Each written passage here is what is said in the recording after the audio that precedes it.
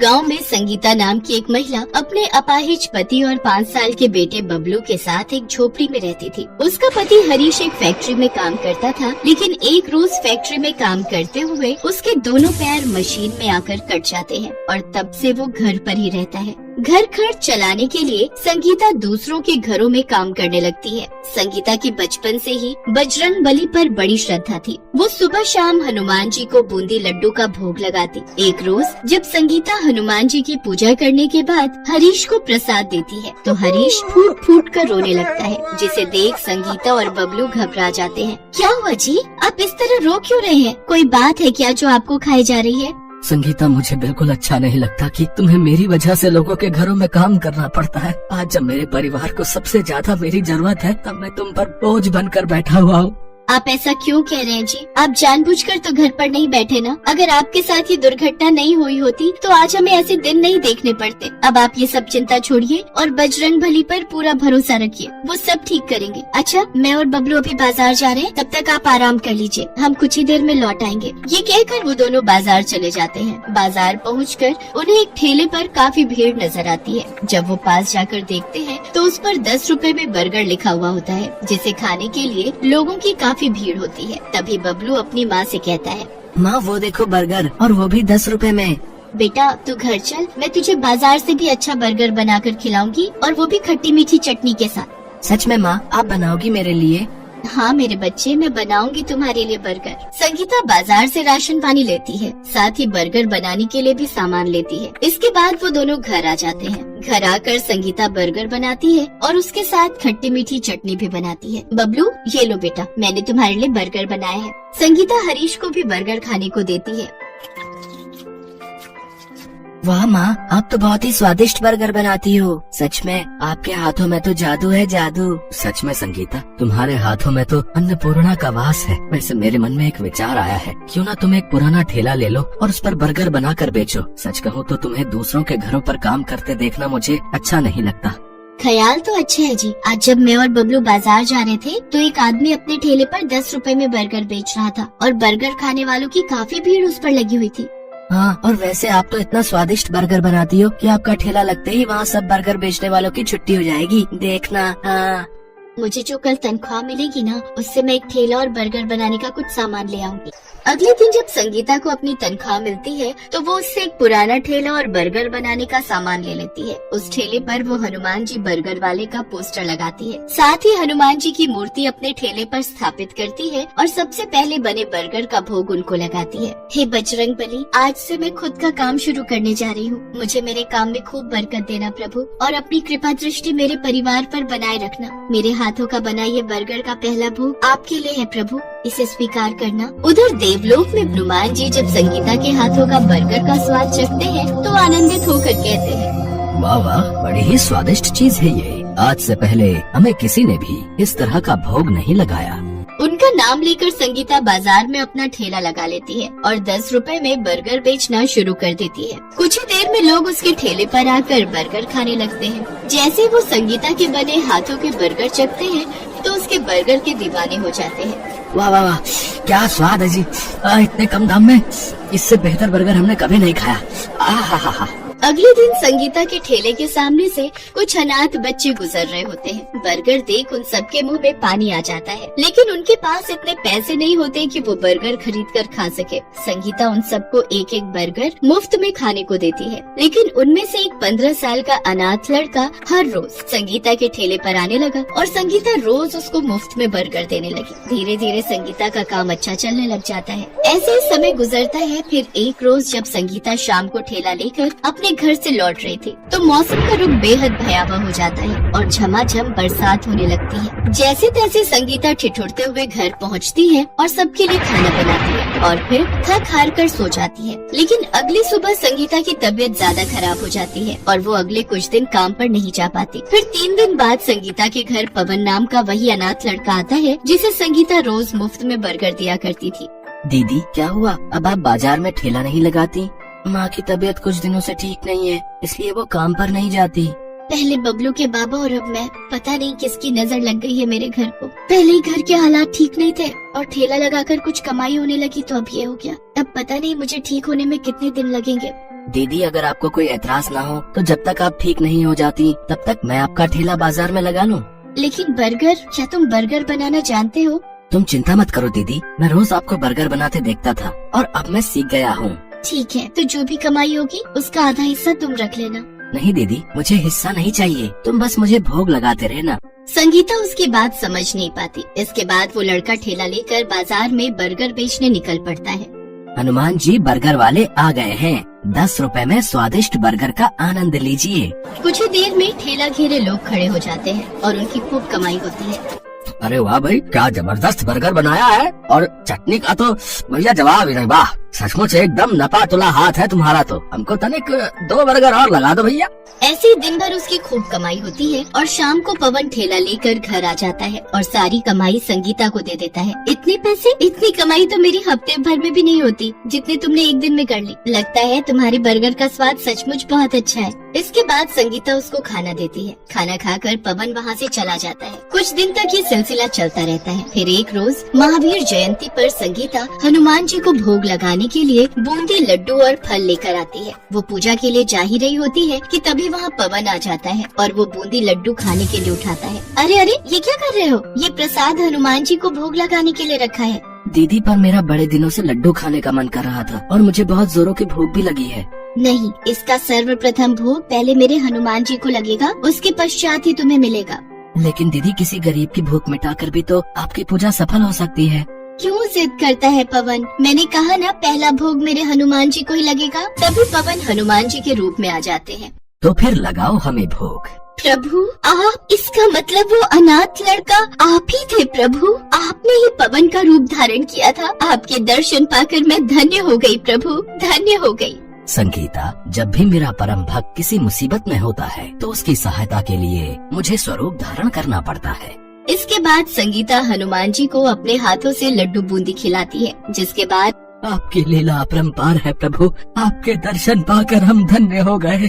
संगीता, मेरा आशीर्वाद है कि तुम्हारा बर्गर का व्यापार और भी ज्यादा बढ़ जाएगा। धन धान्य की तुम्हें कोई कमी नहीं होगी, साथ ही तुम्हारे जीवन के सभी कष्ट दूर हो जाएंगे।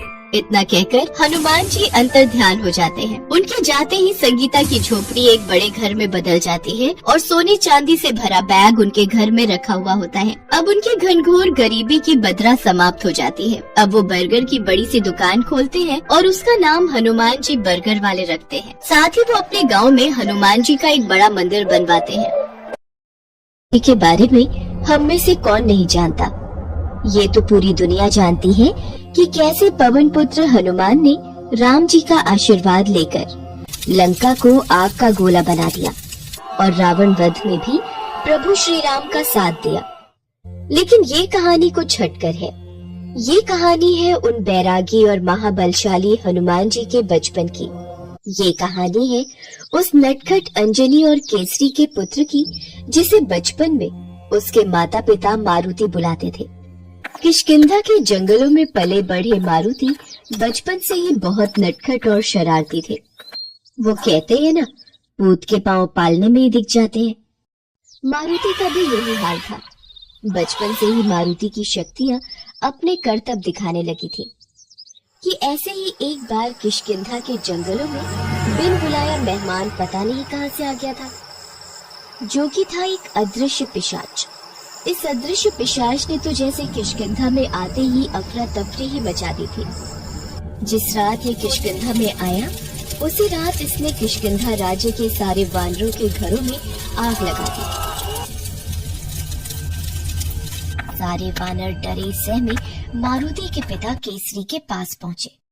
प्रभु, हमारी रक्षा करें प्रभु, हमारी रक्षा करें। अरे अरे, शांत हो जाओ। पहले ये तो बताओ कि तुम्हारी रक्षा किससे की जाए। ये तो नहीं पता प्रभु। ये कैसा मजाक है? तुम लोगों को ये नहीं पता कि तुम लोगों को हानि कौन पहुंचा रहा है? हमारी बात तो सुने प्रभु। वो मशालें अपने आप हवा में उड़कर हम सबके घरों में आग लगा रही थी। शत्रु तो कहीं दिखाई नहीं दे रहा था। हम सभी किसे पकड़ते? केसरी ये सुनकर कुछ सोच विचार में पड़ गए। ये हमें किसी मायावी राक्षस का काम लगता है। सैनिकों, आज रात से ही किष्किंधा के घरों में भी पहरा दिया जाए। जरा देखें तो कौन मूर्ख अपने काल को निमंत्रण दे रहा है। जी प्रभु। ये कहकर वाला सैनिक रात में ही किष्किंधा में पहरा देने लगे और उन्होंने सभी घरों की आग भी बुझा दी। उस रात फिर कोई अशुभ घटना नहीं हुई। केसरी ने घर जाकर जब अपनी पत्नी अंजनी को इस बारे में बताया तो वह भी कुछ सोच विचार में पड़ गई। अरे अंजलि, तुम क्यों परेशान होती हो? चिंता मत करो, मैंने पूरे किष्किंधा में सैनिकों को तैनात कर दिया है। कुछ भी हलचल उस राक्षस की दिखी तो उसे काल के पास पहुंचा दिया जाएगा। स्वामी, मैं उस बारे में नहीं बल्कि ये सोच रही हूँ कि कहीं वो मायावी राक्षस की जगह कहीं अदृश्य पिशाच तो नहीं। अदृश्य पिशाच? हाँ स्वामी, अदृश्य पिशाच। मेरी माँ ने मुझे इस बारे में बताया था। ये पिशाच तभी आती है जब इसे किसी राज्य में सुख शांति दिखती है। आपके राज्य में सभी खुशी और सुख शांति से रह रहे हैं, शायद इसीलिए वो अदृश्य पिशाच एक बार फिर प्रकट हो गई है। अगर तुम्हारी बात सच है अंजनी, तो हमें संभल कर रहना होगा। वो पिशाच हम सभी पर दोबारा से आक्रमण करेगी। ये कहकर केसरी तुरंत अपने सैनिकों के पास चले गए। वहीं पास खड़े बालक मारुति अपने माता पिता की सारी बातें सुन रहे थे। आज तक उन्होंने अपने पिता को इतना परेशान नहीं देखा था। मन ही मन उस नादान मारुति ने निश्चय कर लिया कि अब तो उस अदृश्य पिशाच का सफाया करके ही रहेगा। अगली रात अदृश्य पिशाच ने किष्किंधा वासियों पर फिर हमला किया, लेकिन अब की बार केसरी और उनकी सेना इस पिशाच का सामना करने के लिए तैयार थे। जब अदृश्य पिशाच ने हमला करना शुरू किया तो केसरी के सैनिक भौचक्के रह गए, क्योंकि शत्रु को तो वो तब मारते ना जब वो दिखती, लेकिन यहाँ तो शत्रु का कुछ अता पता ही नहीं था। हमले कहाँ से किस दिशा से हो रहे थे, केसरी की सेना को कुछ पता ही नहीं चल रहा था। आवेश में आकर केसरी ने उस अदृश्य पिशाच को ललकारा। अरे ओ कायर पिशाच, क्यों माया की आड़ में छुपकर वानरों पर हमला कर रही हो? अगर सामर्थ्य है तो सामने आ और हमसे लड़। केसरी के ये कहते ही दूर दूर से हंसने की आवाज आने लगी। अचानक चारों ओर से एक आवाज गूंजी। अरे मूर्ख केसरी, तुझे क्या लगा तेरे उकसाने से मैं बहकावे में आ जाऊंगा? तेरे सामने आकर मुझे अपने काल को थोड़ी निमंत्रण देना है, लेकिन तेरे राज्य उसे तो मैं पूरी तरह बर्बाद कर दूंगा। उस पिशाच की ऐसी बातें सुनकर केसरी ने बहुत जोर की दहाड़ मारी और चारों ओर अपनी गदा घुमाई। केसरी के इस बर्ताव से क्रोधित होकर उस अदृश्य पिशाच ने आग का गोला केसरी की ओर फेंक दिया। उस आग के गोले के लगने से केसरी घायल हो गए और मूर्छित होकर जमीन पर गिर गए। चारों ओर से आने वाली उस अदृश्य पिशाच की हंसने की आवाज धीरे धीरे धीमी हो गई थी और घरों पर हमले भी बंद हो गए थे। ये सब होते ही केसरी के सैनिक केसरी को तुरंत अंजनी के पास ले गए।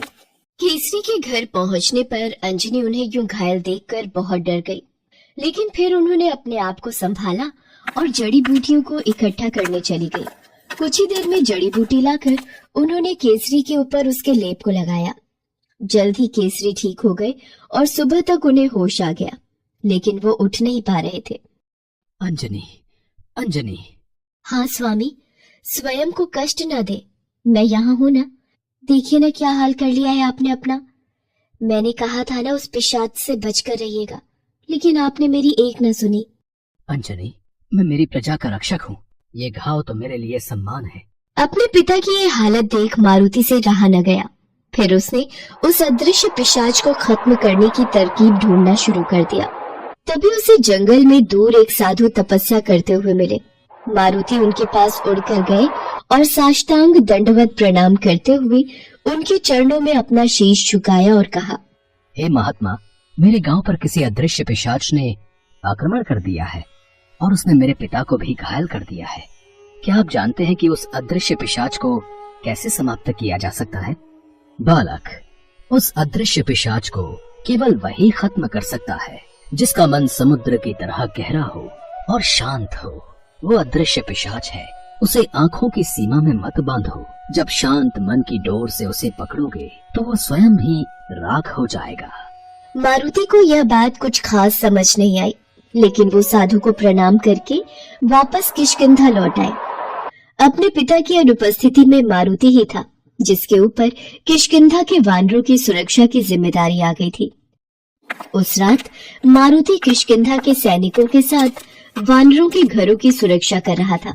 अचानक उस अदृश्य पिशाच ने फिर से गांव पर हमले करना शुरू कर दिया।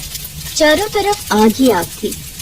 जब मारुति ने उस अदृश्य पिशाच पर हमला करने की कोशिश की तो क्रोधित होकर उस पिशाच ने मारुति पर भी आग का गोला दे मारा, लेकिन मारुति जल्दी से उड़कर उस आग के गोले से बच गया। तभी मारुति को उन साधु महात्मा की बात याद आई और वो वहीं हाथ जोड़कर ध्यान लगाकर बैठ गए। मारुति को यूं ध्यान लगाता देखकर पिशाच हंसने लगा। ऐसे हराएगा क्या मुझे ये बालक? लेकिन मारुति अपनी जगह से बिल्कुल भी नहीं हिला। तभी उस अदृश्य पिशाच ने फिर से एक आग का गोला मारुति की ओर फेंका। वो आग का गोला मारुति पर लगने ही वाला था कि तभी मारुति के अंदर से प्रकाश से भरी 2 रस्सियां निकली और उस आग के गोले को नष्ट करते हुए उन दोनों रस्सियों ने उस अदृश्य पिशाच को जकड़ लिया। रस्सियों द्वारा जकड़े जाते ही वो अदृश्य पिशाच लोगों को देखने लगा। असंभव, ये नहीं हो सकता। मुझे तो अदृश्य होने का वरदान प्राप्त था। ए बालक, तूने ऐसा कैसे किया? अहंकार में चूर होने के बाद वरदान भी श्राप में बदल जाता है। तेरी अंतरात्मा दूषित हो गई थी, इसीलिए पवित्र और शांत अंतरात्मा ही तेरे इस वरदान का नाश कर सकती थी। तो अब आया समझ में? मारुति ने उस पिशाच को अपनी गदा से वहीं भस्म कर दिया। वहां मौजूद सभी किष्किंधा के वानरों और सैनिकों ने मारुति की जय जयकार करना शुरू कर दी। इस बारे में जब केसरी को पता चला तो उन्होंने मारुति को हृदय से लगा लिया और उन्हें अपने पुत्र पर बहुत गर्व हुआ। तो ऐसे थे हमारे महाबली हनुमान, जिनका मन और अंतरात्मा समुद्र की तरह शांत थे, लेकिन उनकी बुद्धि और उनका बल वायु से भी तेज।